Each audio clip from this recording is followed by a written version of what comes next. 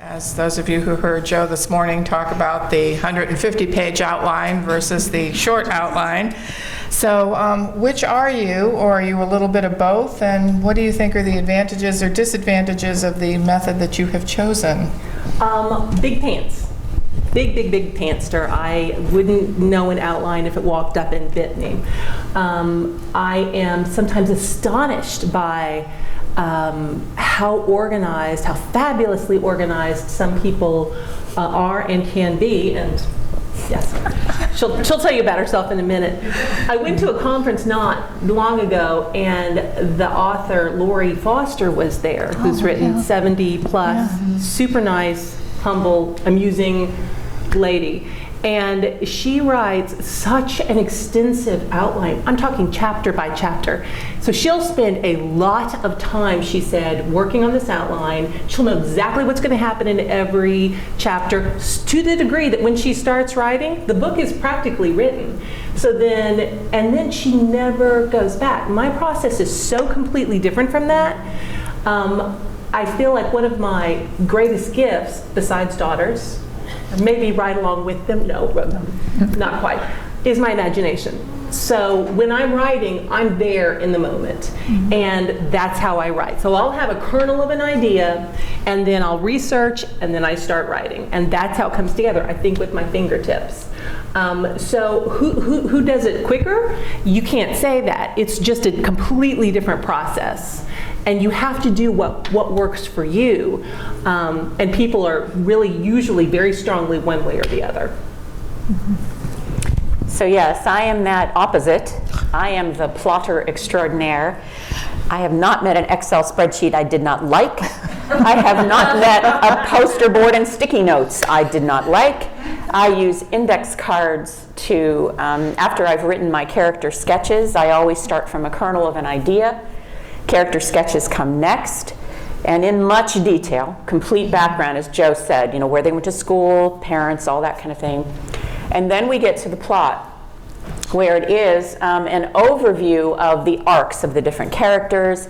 It's an arc of the external plot, where the action is going. And I do these large boards that have, this is the first quarter of the book, second quarter, third quarter, fourth quarter, sticky notes. This is going to happen about here, about here, about here, about here, about here, through the entire book. I know what the ending's going to be, I know what the beginning's going to be, and I know what all the major turning points are. After that, then it's up for grabs. Then I start writing, and as I'm writing, it may change, and probably will. But without that outline and knowing which direction I'm going to, I am lost. I cannot do this pantser thing. It just, whoa, craziness if I do that. Right. So what are the pros to my doing it this way? I know exactly where I'm going, I have direction, and I deal with some of the complicated interwoven plot lines, especially if I have a mystery going on in it. Then I've got that all solved before I write. I'm not going to go into 300 pages and then lose where I was.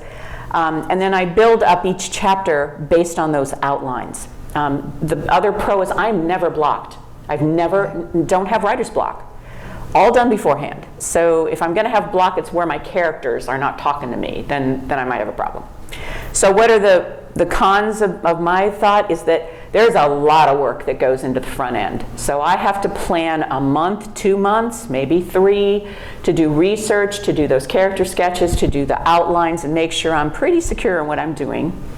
I work with several tools, things like I have a couple of plotting books, and you have a handout in your packet that will show you what my basic bookshelf is like. So those books are there. And I do have to plan that month or 2 ahead when I'm creating the book plan for myself. So that's me. Does that get boring? Never. Yeah. That one?